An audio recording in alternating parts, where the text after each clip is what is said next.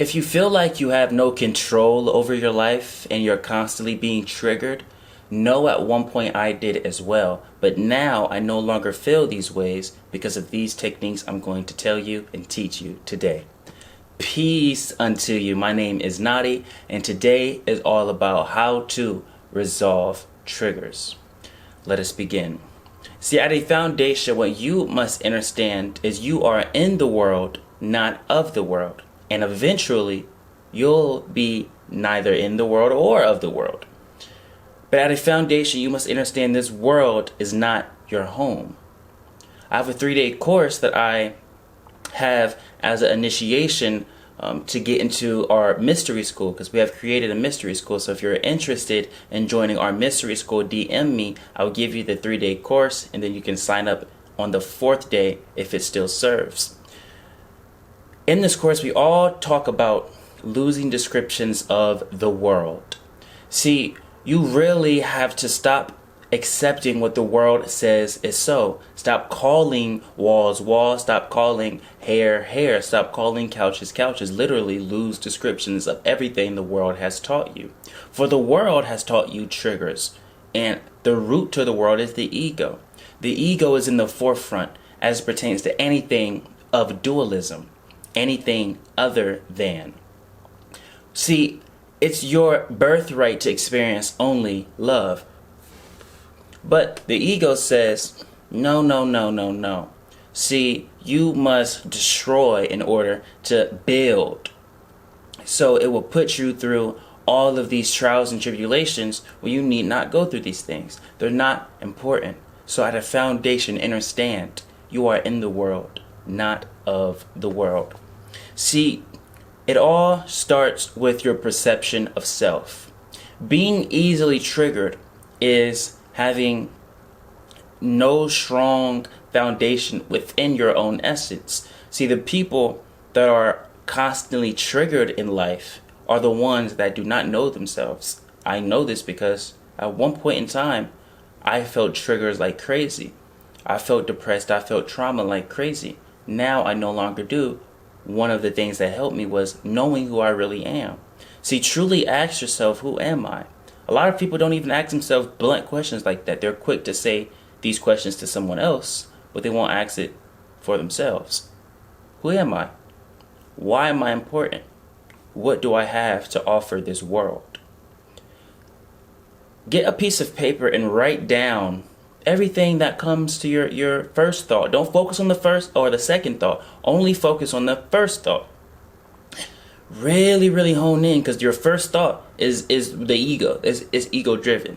Who am I? Well, I'm this. Well, I'm that. I'm a doctor. I'm this. I'm that. I am a chemist. I am a nutritionist. Whatever comes in your brain. I am an entertainer, a dancer. Write it down.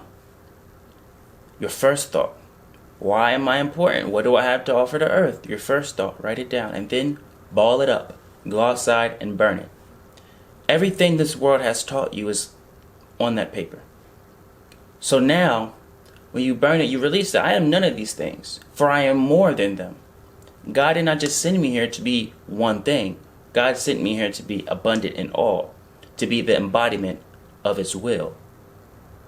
So now you go back to the drawing board, you sit down, you ask yourself these questions again, but now you can't say those answers that you already burned.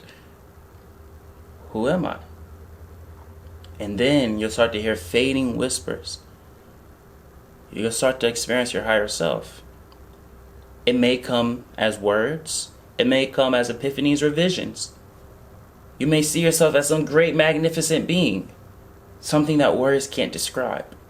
So don't try to describe it. Just know on some level I am great. Far beyond what the English words are capable of explaining.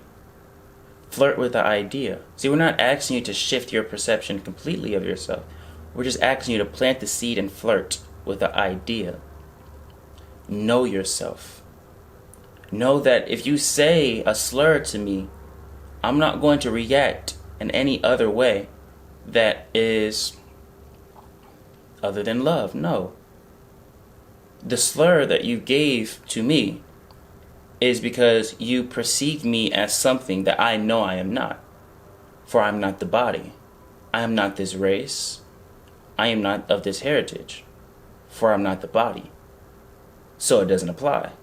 When you know yourself, when people try to give you things that you know isn't true or you know it doesn't serve, okay, fine. You think that of me?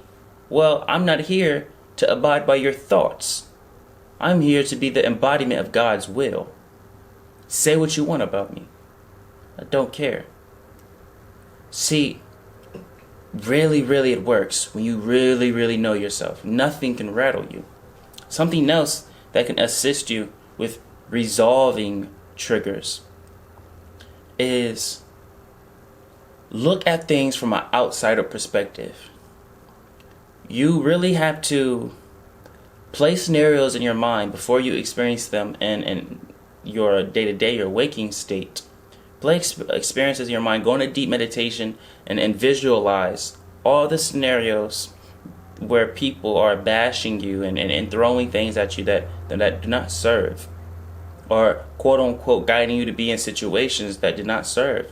And you look at it, because utilizing this technique is you building on this skill of being outside of what's going on, because you're creating it, you're looking at it. Well, I'm right here, and this is the other person or other group of people. They're doing this to me. How am I reacting? Why am I reacting this way? And then when you actually experience it in your waking state, your day to day, say someone calls you something or someone does you wrong, you can instantly shift that consciousness and fall back and look at it. All right, this person did this, or these group of people did this. What are my pool of actions? Okay, smack them in the face, say something negative back, or embrace something of a high frequency and walk away. Then you break down, why did these answers appear? Well, who brought me these answers? Because even science tells you that thoughts are outside of yourself. So these thoughts are not mine. Oh, I get it. So when negative people say something, they throw out this energy that attracts this pool of thought. My energy innately is of love and positivity. That's where this spiritual thought came from. Oh, so now I have a choice to either pull from their pool of thoughts or my pool of thoughts. Because I know something evil is not mine. It's not so. For I've never had these evil thoughts before until this moment. Don't allow the ego to trick you. See, the ego wants you to believe anything that's negative that comes up is your own. No. See, all thoughts are outside of yourself. You can even prove this by asking yourself this question. What am I going to think 3 minutes from now? You don't know, because it's not in you. It's not in you to know. You experience thoughts on a moment, case by case basis, moment by moment basis, because it's outside of yourself. You pick it. You look at your life scenario. What scene is happening in my movie? All right, let me look at these thoughts. What thoughts are going to be beneficial in this moment for me? And then you pull it. When you start looking at things from an outsider perspective, even if you get triggered, just forgive yourself. But as long as you start to look at it with an outsider perspective, then it's like, oh, okay, this is different. I at least gave myself a choice. I gave myself a chance instead of instantly responding. See, the goal is not to think something made you do anything, for nothing can make you do anything. Don't say they made me angry, they made me this, they made me that. No, you did. You are the one that consciously said, I am going to make this action valuable. I'm going to put stock in this action. So you did it. Take your power back. This is how you resolve triggers. If you need a one-on-one session with me to try to build some more tangible techniques for you, click that link in the bio. And if you're interested in joining our mystery school, click the link in the bio to sign up. But first, DM me and I'll give you our 3-day course. Thank you. We are very grateful. Welcome home.